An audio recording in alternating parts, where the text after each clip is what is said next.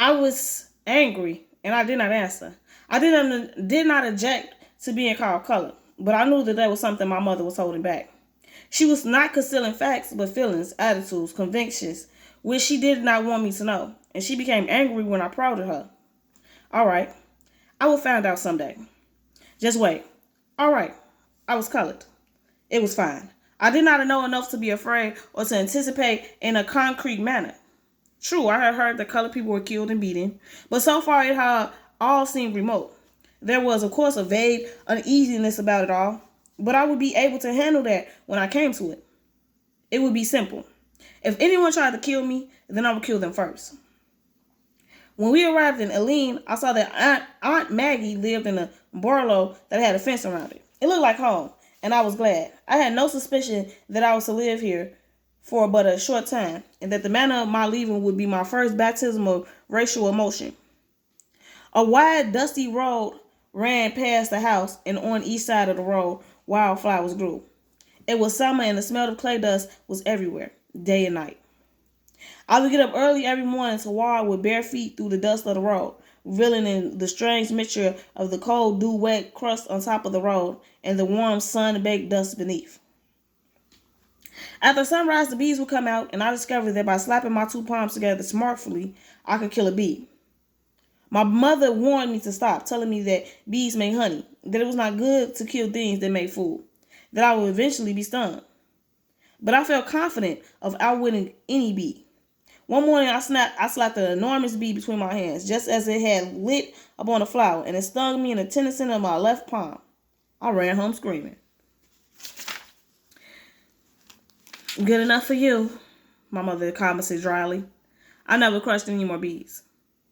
Aunt Maggie's husband, Uncle Hoskins, owned a saloon that catered to hundreds of niggas who worked in the surrounding sawmills. Remembering the saloon of my Memphis days, I begged Uncle Hoskins to take me to see it, and he promised, but my mother said no. She was afraid that I would grow up to be a drunkard if I went inside of a saloon again while still a child. Well, if I could not see the saloon, at least I could eat. And at mealtime, Aunt Maggie's table was so loaded with food that I could scarcely believe it was real. It took me some time to get used to the idea of there being enough to eat. I felt that if I ate enough, there would not be anything left for another time. When I first sat down at Aunt Maggie's table, I could not eat until I asked, "Can I eat all I want?" "Eat as much as you like. Eat as much as you like," Uncle Hoskins said. I did not believe him. I ate until my stomach hurt. But even then, I did not want to get up from the table. "Your eyes are bigger than your stomach," my mother said. "Let him eat all he wants to, and get used to the food," Uncle Hoskins said. When supper was over, I saw that there were many biscuits piled up on the bread platter. An astonishing and unbelievable sight to me. Though the biscuits were right before my eyes, and though there was more flour in the kitchen, I was apprehensive. Least there'd be no bread for breakfast in the morning. I was afraid that somehow the biscuits might disappear during the night while I was sleeping. I did not want to wake up in the morning as I had so often in the past, feeling hungry and knowing that there was no food in the house.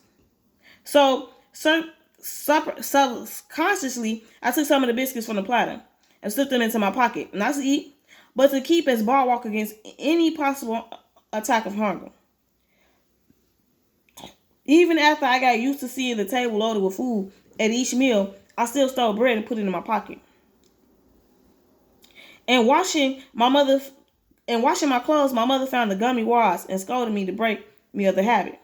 I stopped hiding the bread in my pockets and hid it about the house in corners behind dressers. I did not break the habit of stealing or hoarding bread until my face that food would be forthcoming at each meal had been somewhat established. Uncle Horace had a horse and a buggy, and sometimes he used to take me with him to Helena, where he traded. One day when I was riding with him, he said, "Richard, would you like to see this horse drink water out of the middle of the river?" "Yes," I said, laughing. "But this horse can't do that." "Yes, he can," Uncle Hoskins said. "Just wait and see." He lashed the horse and headed the buggy straight for the Mississippi River. "Where are you going?" I asked, alarm mounting in me. "We're going to the middle of the river so the horse can drink," he said. He drove the levee and down a long slope of cobblestone to the river's edge, and the horse plunged wildly in. I looked at the mild stretch of water that lay ahead and leaped up in horror. "No!" I screamed. "This horse has a drink," Uncle Hoskins said grimly. "The river's deep," I shouted. "The horse can't drink it," Uncle Hoskins said, lashing the back of the struggling animal. The buggy went farther. The horse slowed a little and tossed his head above the current. I grabbed the sides of the buggy, ready to jump, even though I could not swim. "Sit down or you fall out," Uncle Hoskins shouted. "Let me out!" I screamed. The water now came up to the hubs of the wheels in the buggy. I tried to leap into the river, and he caught hold of my leg. We were now surrounded by water. "Let me out!" I continued to scream. The buggy rolled on, and the water rose higher. The horse wagged his head, arched his back, flung his tail about, wailed his ass, and snorted. I gripped the sides of the buggy with my strength I had, ready to wrench free and leap if the buggy slipped deep into the river. Uncle Hoskins and I tussled. "Whoa!" he yelled at last to the horse. The horse stopped and neighed. The swirling yellow water was so close that I could have touched the surface of the water. Uncle Hoskins looked at me and laughed. "Did you really think I was going to drive this buggy into the middle of the river?" he asked. I was too scared to answer. My muscles were so tight that they ached. "It's all right," he said soothingly. He turned the buggy around and started back toward the levee. I was clutching the sides of the buggy so tightly that I could not turn them loose. "We're safe now," he said. The buggy rolled onto dry land, and as my fear evaded, I felt that I was dropping from a great height.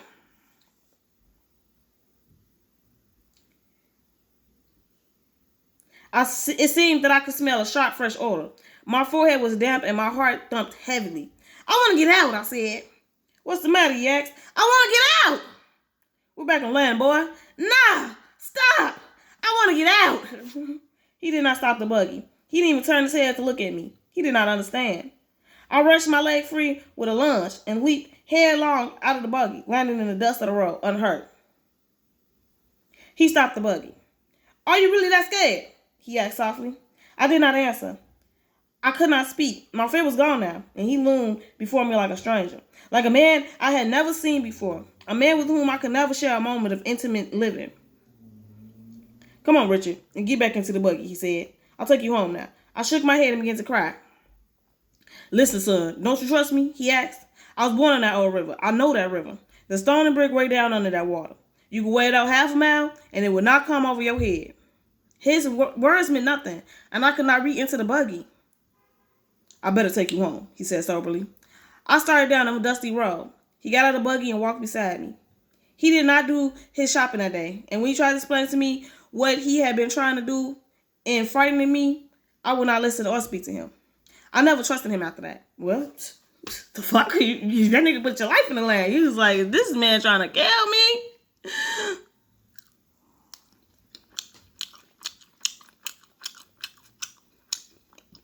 Sorry, you got food. I was giving us a Mm-hmm.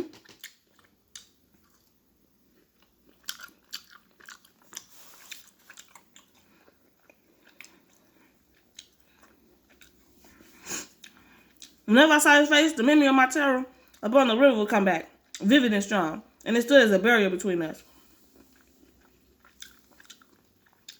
Each day, Uncle Hoskins went to his saloon in the evening and did not return home until the early hours of the morning. Like my father, he slept in the daytime, but noise never seemed to bother Uncle Hoskins. My brother and I shouted and banged as much as we liked. Often I would creep into his room while he slept and stare at the big, shining revolver that lay near his head, within quick reach of his hand. I asked Aunt Maggie why he kept the gun so close to him, and she told me that men had threatened to kill him, white men. One morning I awakened to learn that Uncle Hoskins had not come home from the salon. Aunt Maggie fretted and worried. She wanted to visit the salon and find out what had happened, but Uncle Hoskins had forbidden her to come to the place. The day wore on and dinner time came.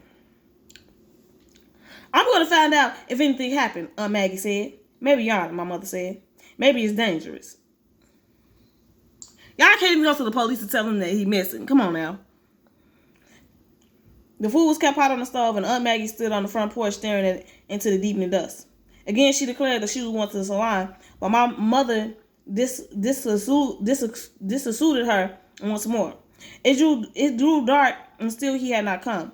Aunt Maggie was silent and restless. I hope to God the white people didn't bother him, she said. Later she went to the bedroom, and when she came out, she whimpered, "He didn't take his gun. I wonder what could have happened." We ate in silence. An hour later, there was a sound of heavy footsteps on the front porch, and a loud knock came. Aunt Maggie ran to the door and flung it open. A tall black boy stood sweating, panting, and shaking his head. He pulled off his cap. "Mr. Hoskins, he done been shot." "Done been shot by a white man," the boy gasped. "Mr. Hoskins, he dead." Aunt Maggie screamed and rushed off the porch and down the dusty road into the night. "Maggie," my mother screamed. "Don't you all go to that saloon," the boy called. "Maggie," my mother called, running after Aunt Maggie. "They'll kill you if you go there," the boy yelled. "White folks said they kill all his kin folks." My mother pulled Aunt Maggie back into the house. Fear drowned out grief, and that night we packed clothes and dishes and loaded them to a farmer's wagon. Before dawn, we were rolling away, fleeing for our lives. I learned afterward that Uncle Hoskins had been killed by whites who had long converted his flourishing liquor business. He had been threatened with death and warned many times to leave, but he had wanted to hold on a while longer to amass more money. We got rooms in West Helena, and Aunt Maggie and my mother kept huddled in the house all day and night, afraid to be seen on the streets. Finally, Aunt Maggie defied her fear and made frequent trips back to the lane, where she went in secret in the night until no one, save my mother, when she was going. There was no funeral. There was no music. There was no period of mourning. There were no flowers. There were only silence, quiet weeping, whispers, and fear. I did not know when or where Uncle Hoskins was buried. Aunt Maggie was not even allowed to see his body, nor was she able to claim any of his assets. Oh, hell no. Uncle Hoskins had simply been plucked from our midst, and we figuratively have fallen on our faces to avoid looking into a white, high face of terror that we knew loomed somewhere above us. This was as close as white terror had ever come to me, and my mind reeled. Why had we not fought back? I asked my mother, and the fear that was in her made her slap me into silence. Girl, I'm tired of this mama at this point. He asked a question, it's either a backhand or a regular slap. Like, you can't just answer the question. Shocked, frightened, alone with their husbands and friends, my mother and Aunt Maggie lost faith in themselves. And after much debate and hesitation, they decided to return home to Granny and rest. Map out new plans for living. I had grown used to moving suddenly, and the prospects of another trip did not excite me. I had learned to leave old places without regret, and to accept new ones for what they looked like. Though I was nearly 9 years of age, I had not had a single unbroken year of school, and I was not conscious of it. I could read and count, and that was about as much as the people I met could do, grown-ups or children. Again, our household was torn apart. Belongings were sold, given away, or simply left behind. And we were off for another long train ride. A few days later, after we arrived at Granny's, I was playing along in the wild field, digging in the ground with an old knife. Suddenly, a strange, rhythmic sound made me turn my head. Flowing threateningly toward me over the crest of a hill was a weave of black men draped in weird mustard-colored clothing.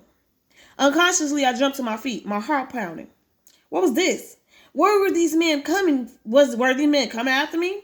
Line by line, row by row, the fantastic men in their wild colors were descending straight at me, shouting, their feet pounding the earth like someone beating a vast drum. I wanted to fly home, but as in a dream, I could not move. I cast about wildly for a clue to tell me what this was, but I could not find nothing. The wall of men was drawing closer. My heart was beating so strongly that it shook my body. Again, I tried to run, but I could not budge. My mother's name was on the tip of my tongue, and I opened my mouth to scream, but no words came. For now, the sorry men, each looking exactly like the other, parted and poured around me, drumming the earth, their feet stumping in union. As they flooded past me, I saw that their black faces were looking at me, and that some of them were smiling. Then I noticed that each man was holding a long, dark, heavy stick-like object upon his shoulder. One of the men yelled something at me, which I did not understand. Their words passed me now, disappearing in a great cloud of brown dust that looked like a part of their clothing. They made them seem akin to the elemental earth itself. As soon as they were far enough away from me to conquer my fear, I dashed home and babbled to my mother what I seen, asking her who the strange men were. Those were soldiers, she said. What are soldiers, I asked. Men who fight wars. Who do they fight? Why do they fight? Because the country tells them to. And what are those long black sticks they have on their shoulders? Rifles? What's a rifle? It's a gun that shoots a bullet. Like a pistol, yes. Will the bullet kill you? Yes, if it hits you in the right place. Who are they going to shoot? Germans. Who are Germans? They are the enemy. What's an enemy? The people who want to kill you and take your country away from you. Where do they live? Way across the sea, my mother explained. Don't you remember that I told you that the war has been declared? I remembered, but when she had told me, it had not seemed all important. I asked my mother what the war was about, and she spoke of England, France, Russia, Germany, of men dying, but the reality of it was too vast and alien for me to be moved or further interested. Upon another day, I was playing out of doors in front of the house, and I accidentally looked down the road and saw what seemed to be me, a herd of elephants coming slowly toward me. There was in me this time none of the naked terror that I felt when I seen the soldiers, for these strange creatures were moving slowly, silently, with no suggestion of threat. Yet I edged cautiously toward the steps of the house, holding myself ready to run if they should prove to be more violent than they appeared. The strange elephants were a few feet from me now, and I saw that their faces were like the faces of men. I stared, my mind trying to adjust memory to reality. What kind of men were these? I saw that there were two lines of creatures that looked like men on either side of the road, that there were a few white faces and a great many black faces. I saw that the white faces were the faces of white men and that they were dressed in ordinary clothing. But the black faces were men wearing what seemed to be the elephant's clothing. As the strange animals came abreast of me, I saw that the legs of the black animals were held together by irons, and their arms were linked with heavy chains that clanked softly and musically as they moved.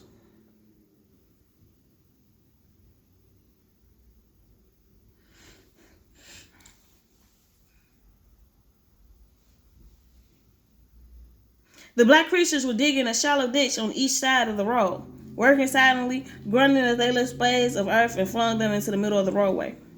One of the strange striped animals turned a black face upon me. What are you doing? I asked in a whisper, not knowing if one actually spoke to elephants. He shook his head and cast his eyes guardedly back at a white man, then dug on again. Suddenly, I noticed that the white men were holding the long, heavy black sticks, rifles, on their shoulders. After they passed, I ran breathlessly into the house. Mama! I yelled. What? She answered from the kitchen. There are elephants in the street! She came to the kitchen and stared at me. Elephants, she said. Yes. Come and see them. They digging in the street. My mother dried her hands on her apron and rushed to the front door. Well, elephants? Okay. I'm sorry I had to apologize for the music. I followed on her to interpret the baffling spectacle I had seen. She looked out the door and shook her head. Those are not elephants, she said. What are they? That's a chain gang. What's a chain gang? It's just what you see, she said. A gang of men chained together and made to work. Why? Because they done something wrong and they're being punished. What did they do? I don't know. But why do they look like that? That's to keep them from running away, she said. You see, everyone will know that they're convicts because of their stripes. Why don't the white men wear stripes? They're the guards. Do the white men ever wear stripes? Sometimes. Do you ever see any? No. Why are there so many black men wearing stripes?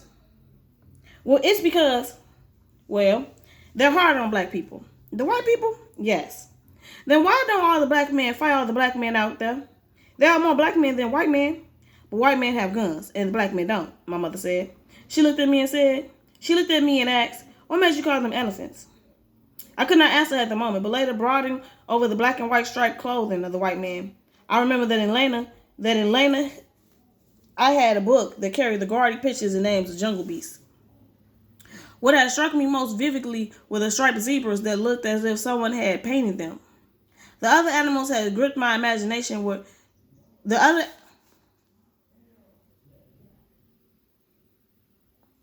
were the elephants. And by association, the zebras and the elephants had become linked and identified in my mind to such an extent that when I had seen the convicts dressed in the white and black stripes of zebras, I had thought they were elephants, beasts of the jungle.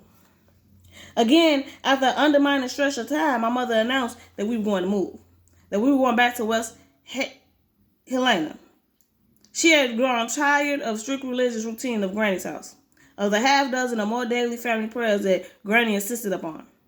Her fate that the day began at sunrise and the night commenced at sundown, the long rambling Bible readings, the individual inventions muttered at each meal, and her declaration that Saturday was the Lord's Sabbath and that no one who lived in her house would work upon that day.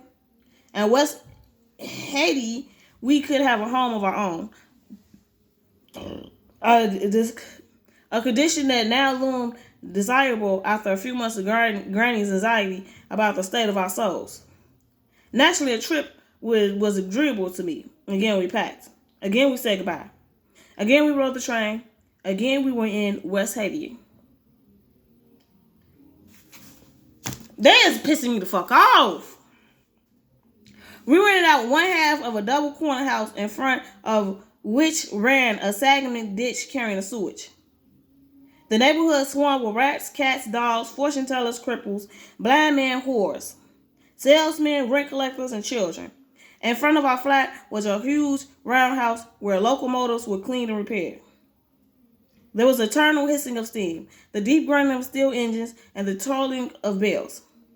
Smoke obscured the vision, and sensors drifted into the house, into our beds, into our kitchen, into our food, and tar-like smell was everywhere in the air.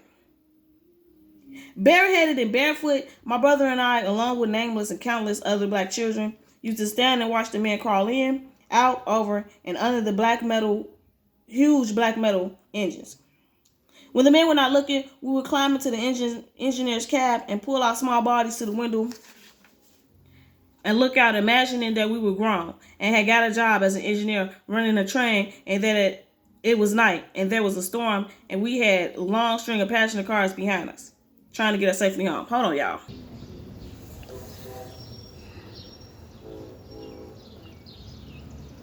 We had a long string of passenger cars behind us, trying to get them safely home. Woo-wee, we would say. Dong, dong, dong. Huff, huff, huff, huff, huff, huff, huff, huff, we would say.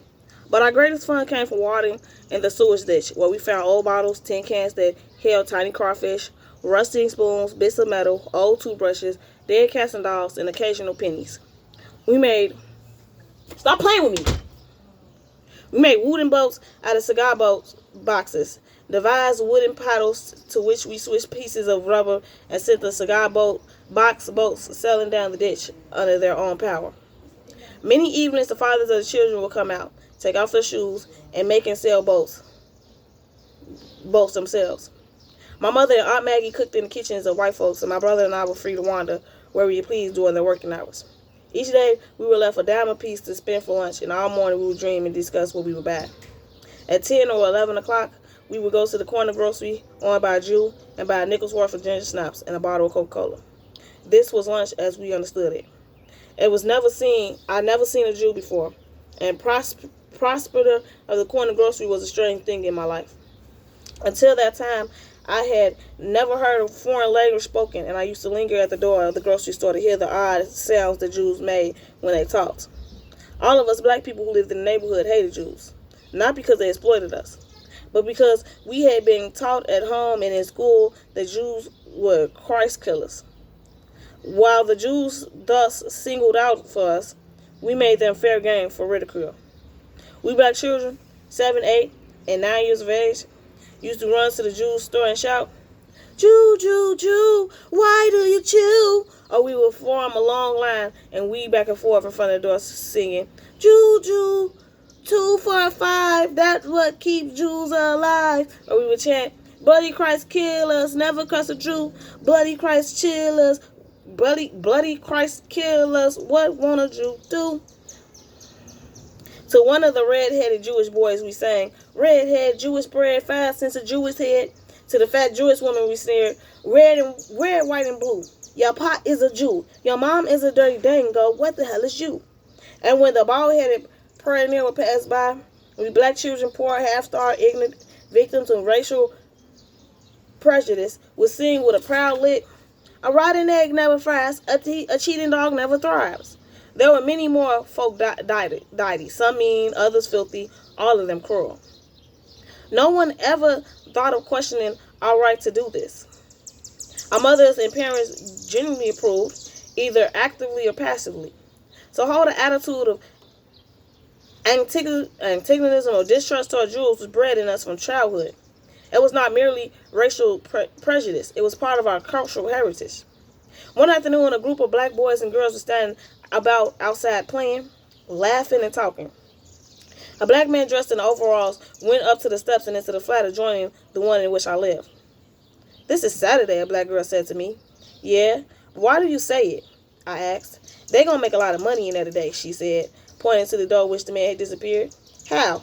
Another man went up to the steps and into the flat. "Don't you know?" the girl said, incurious. "Knowing what? What they selling? Where?" "In there, where their man went," she said.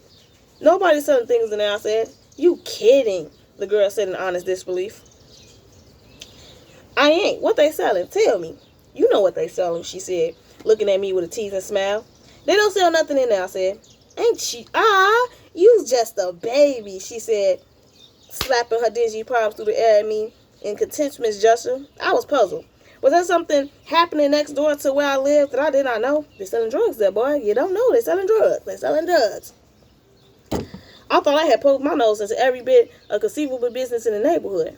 If something was being sold next door, then I certainly wanted to know about it. Do you? The building in which I lived was a double-framed house of one story. The building originally had been a one-dwelling unit and had been converted into two flats, for there were doors in our flat that led into the flat adjoining. These doors had been locked, bolted, and nailed securely. The family next door seemed quiet. Men came and went, but that did not seem odd to me. But now the girl's hints made me want to know about what was happening over there. Drugs or coochie? Which one? I entered our house and locked the door. Then put my ear to the thin wall that divided the two flats and listened. I heard faint sounds but could not make nothing of them. I listened at the bolted door and the sound came a little louder. But I could not understand nothing.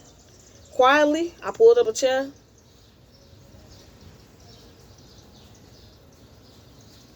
I pulled up a door.